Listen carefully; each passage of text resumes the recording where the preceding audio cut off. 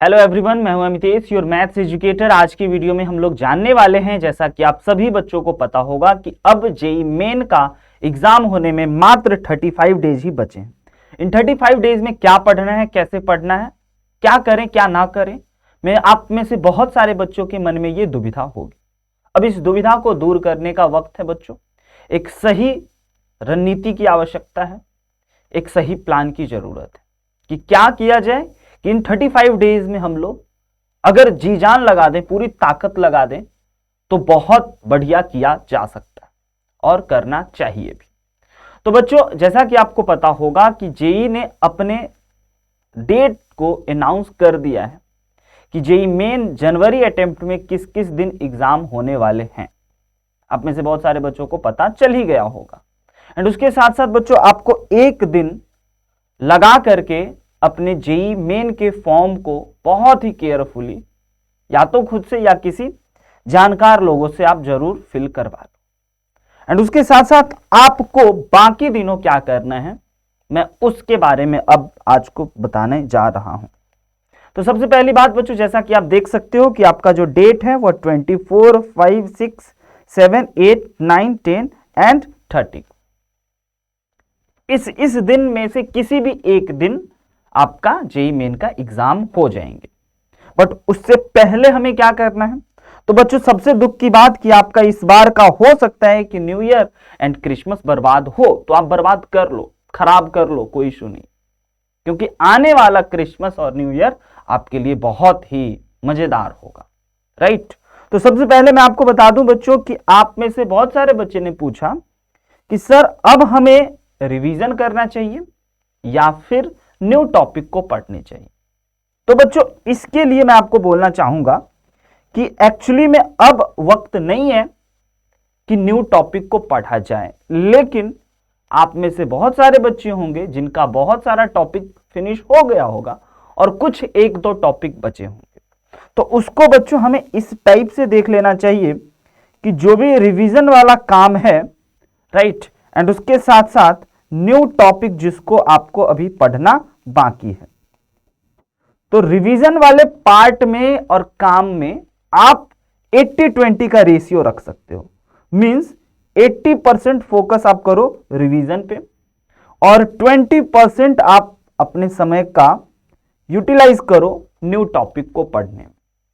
क्योंकि आप अगर पूरी तरीके से रिवीजन पे लग जाते हो तो हो सकता है कि कुछ नए टॉपिक जो कि हाई वेटेज हो, जो कि काफी उससे प्रॉब्लम्स आते हैं, एंड उस प्रॉब्लम को आप सॉल्व कर लोगे लेस एफर्ट में, तो आपके लिए वो भी ज्यादा बेनिफिशियल हो सकता है, राइट।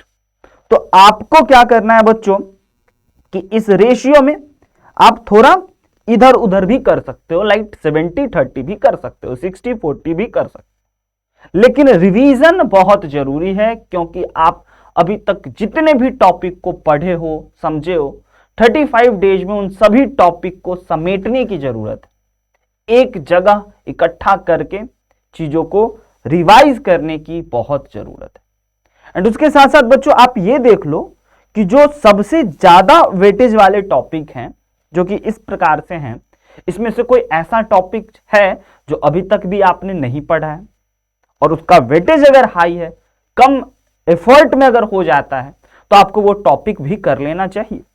जैसे कि आप देखोगे तो कोऑर्डिनेट ज्योमेट्री बच्चों 5 क्वेश्चंस पूछे जाते हैं। तो आपको इस टॉपिक के लिए क्या करना चाहिए? इस टॉपिक का जो, जैसा कि मैंने आपको बताया था कि शॉर्ट नोट बनाना बहुत जरूरी है, तो अगर आपने शॉर्ट नोट बनाए होंगे तो आपको इस कोऑर्डिनेट ज्योमेट्री के ऑल इंपॉर्टेंट फॉर्मूला और रिजल्ट को आपको याद कर लेना चाहिए अब, क्योंकि अब वक्त नहीं है, अब आपको कर ही लेना चाहिए। लिमिट, कॉन्टिन्यूटी और डिफरेंशियबिलिटी में अगर आप देखते हो तो आपके पास बच्चों 3 क्वेश्चंस आते हैं, जिसका मार्क्स की बात की जाए तो 12 मार्क्स है। तो इसी प्रकार से हमने सारे टॉपिक को रख दिए हैं जेईई मेन 2023 के लिए, जिसमें कि नंबर ऑफ क्वेश्चंस बच्चों एक्सपेक्ट किया गया है कितने प्रॉब्लम्स आएंगे। एंड उसके साथ साथ आप ये देख लो कि क्या हमारा वेक्टर अलजेब्रा जो कि फॉर्मूला बेस्ड है, अगर आप फॉर्मूला याद रखते हो, डॉट प्रोडक्ट, क्रॉस प्रोडक्ट, इन सब बेसिक फंडामेंटल चीजों को याद रखते हो, तो आप इस वेक्टर अलजेब्रा के भी प्रॉब्लम को आसानी से बना सकते हो।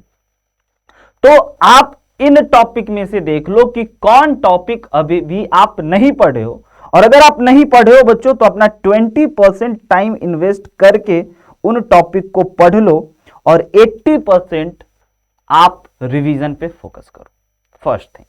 नाउ अगर मैं बात करूं अगले पॉइंट पे, तो बच्चों जैसा कि मैं आपको बता दूं कि कुछ ऐसे टॉपिक, कॉन्सेप्ट एंड प्रॉब्लम्स जिसने हम लोगों ने यह डिसाइड किया है कि डू और डाई टॉपिक, यानी कि वो टॉपिक को अगर आप कर लेते हो तो आपके लिए बहुत फायदेमंद हो सकता है। तो उसके लिए हमने कुछ 20 टॉपिक को सेलेक्ट करे हैं। उन 20 टॉपिक को सेलेक्ट करने का एक बहुत बड़ा रीजन भी है, क्योंकि पिछले कई सालों में जब देखे गए उन टॉपिक से, तो उन टॉपिक से गजब गजब के सवाल आए हैं और बच्चे बड़े आसानी से कम मेहनत में बना सकते हैं।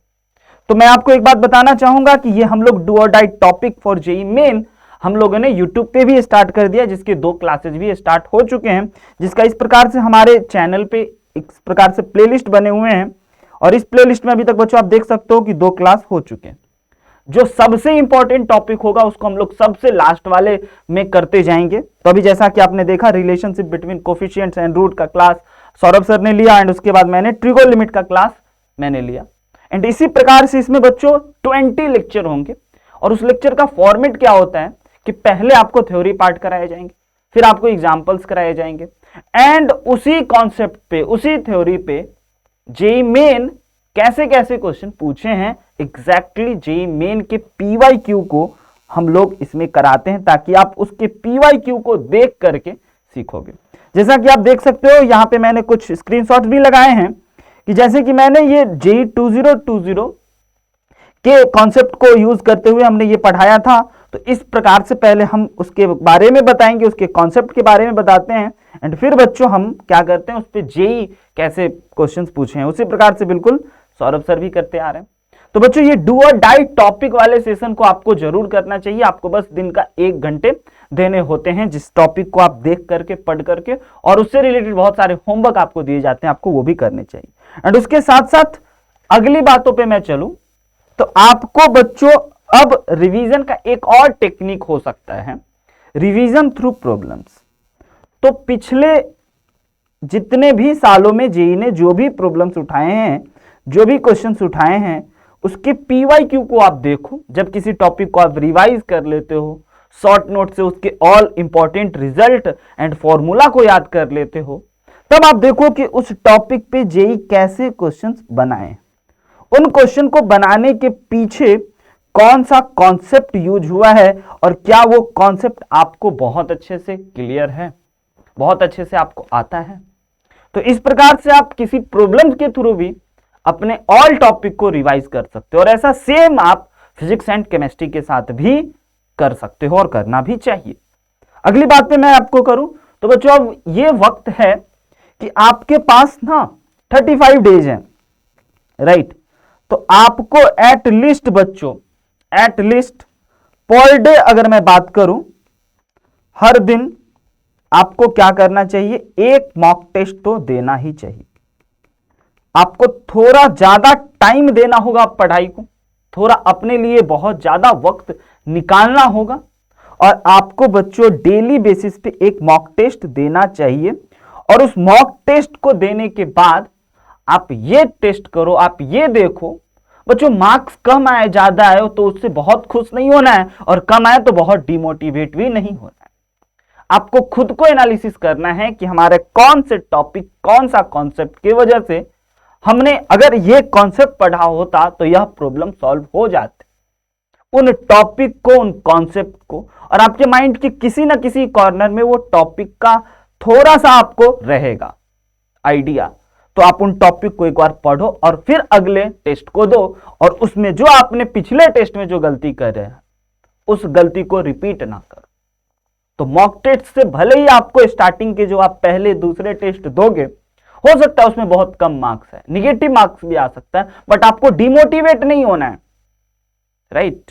आपको उन्हीं छोटे छोटी गलतियों को पकड़ना है, पहली बात, उसको सुधारना है, और उस पर अगले दिन काम करना है, और फिर आपको टेस्ट देना चाहिए। तो टोटल बच्चों अगर मैं एक छोटा सा आपको वर्क दे दूं तो टोटल 35 डेज है ना।